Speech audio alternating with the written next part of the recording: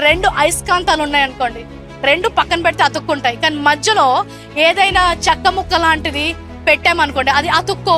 ఎందుకు? మధ్యలో ఏదో ఒకటి వచ్చింది కాబట్టి. ఈ రోజు మనకి దేవునికి మధ్యలో కూడా పాపం అనేది వచ్చింది. ఆ పాపము తీయగానే సంబంధము సమకూర్చబడింది దేవునితో. క్రీస్తు మనల్ని తండ్రితో ఎలాగ సమాధానపరిచాడు? అపరాధములు వారి మీద మోపక, అంటే నీవు చేసిన తప్పు నీ మీద ఎంచకుండా నీ తప్పు కూడా ఆయన తీసుకొని తండ్రితో నిన్ను సమకూర్చాడంట. మన పాపములను మన పైన వేయకుండా ఉండడం వలన ఈరోజు తండ్రితో జతపరచబడ్డాం. అది సమాధానమైన పరిచర్య.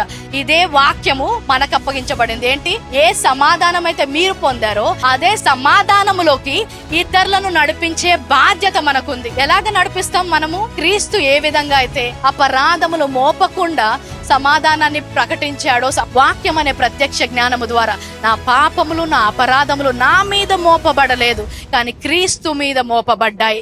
నేను తండ్రితో సమకూర్చబడ్డదానను. సమాధాన పరిచర్య చేసే వాళ్ళు ఏం చేయాలి? అపరాధములను మధ్యలో తీసుకొని రావాలా?